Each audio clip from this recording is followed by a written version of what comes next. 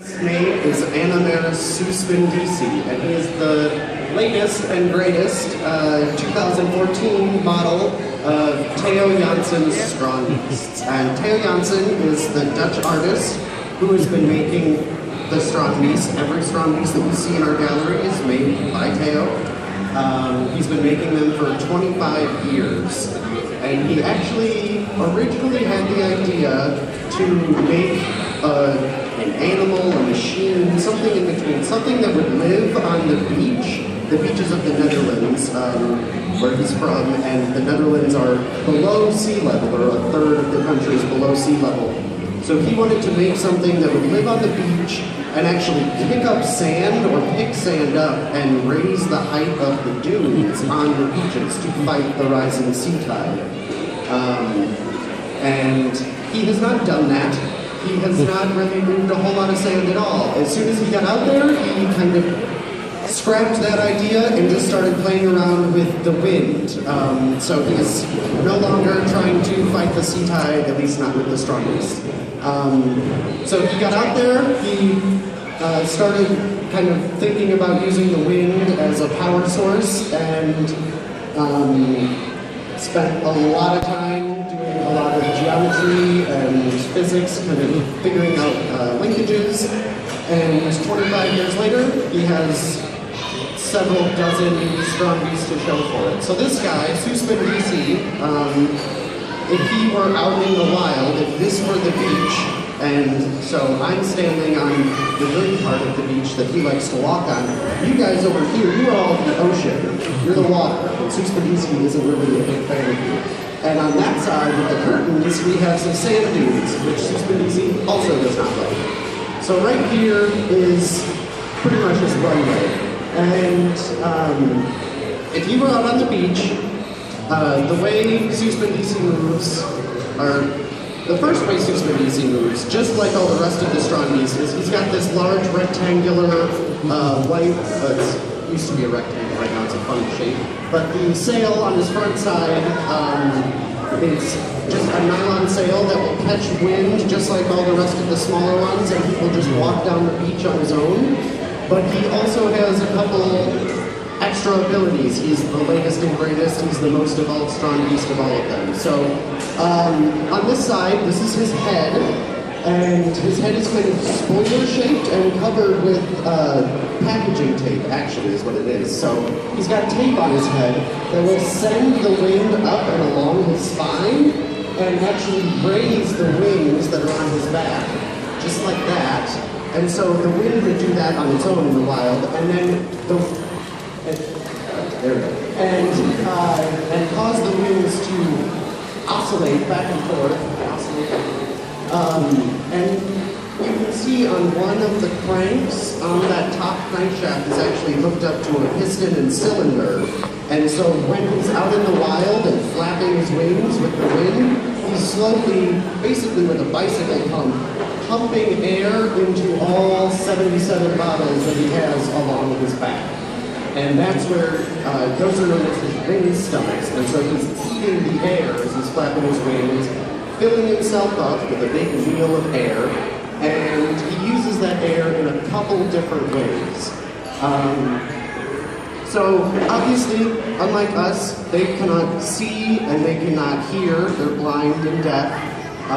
He doesn't have any eyeballs, but he does have a couple ways of figuring out, at least, not exactly where he is, but what he likes to or not like to walk on. So first, over by Raquel, there's a water sensor.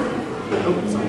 There's a water sensor, so this tube that she's holding up is connected to essentially a little vacuum that would breathe all the while that Strandbeest is running, and the tube hangs low, so if it takes a step over towards you guys, the ocean, and sucks up a little water, then it will kind of choke, it'll feel that resistance, and it'll tell itself to reverse.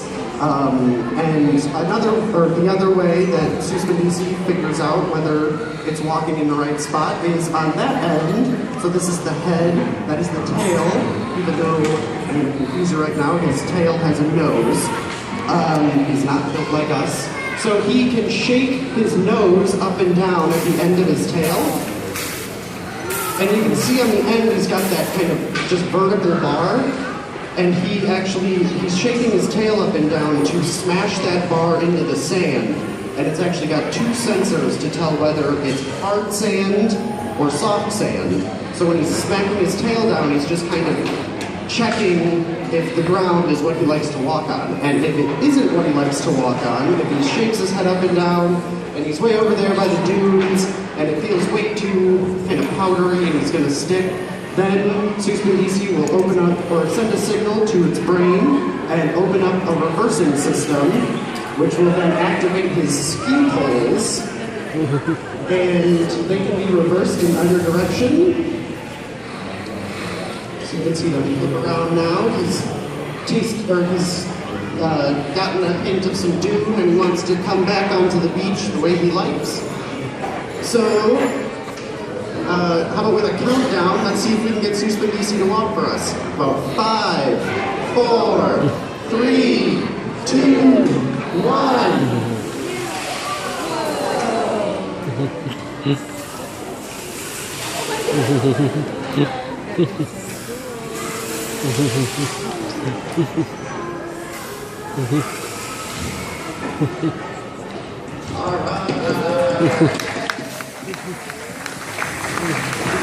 Alright, and now Strandbeest has walked all the way over to this side of the beach, and he's running to you guys, the ocean, not his best friend. So he takes a drink, realizes it's not where he wants to be, and he will flip himself around.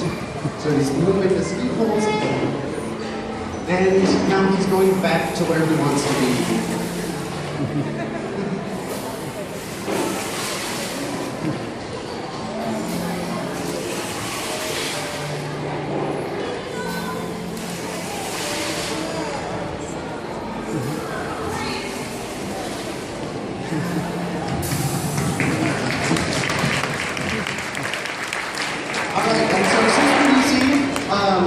Out in the wild, like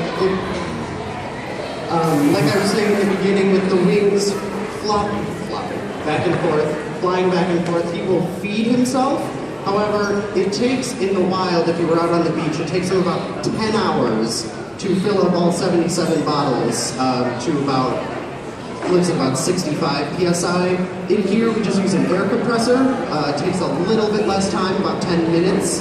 So, but even with that quick of a feed, and even with 77 winged stomachs, Strandbeest can only hold so much energy. They're not the most fuel-efficient creatures, vehicles, at least not yet. But we can probably still get a couple more down and backs with Strandbeest across our imaginary beach.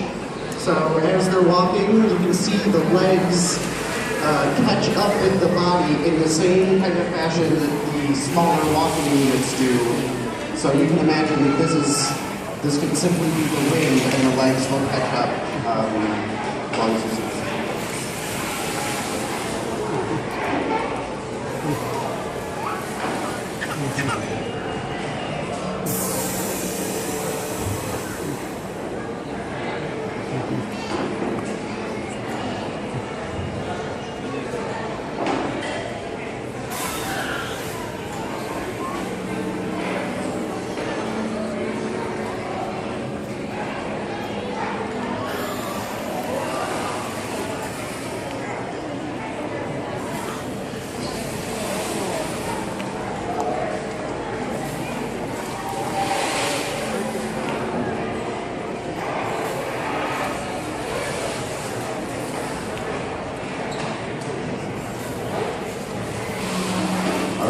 Some of you can probably see some of the ski poles will start to just kind of fly out from under Strandbeest. If any of you saw our first demonstration with Secundus, we mentioned how he's kind of domesticated. However, Strandbeest has only been kind of house trained. It works better on the sand, and so you can see on the ski poles we had to add rubber so he can grip this slippery museum floor. But he's still trying. All right, I think Strandbeest is tired. He's eaten up used up all of his energy. So we're going to do that noise you hear now is just releasing the last bit of air that's in him. Not enough to power him, but All right, so thank you all so much for coming. And I can answer any questions you may have or anyone in your orange shirts. And also, in a few minutes, we will be opening up the Mortis in the back, the walking unit, so you can push and pull your very own Strandbeest. So thank you again for coming.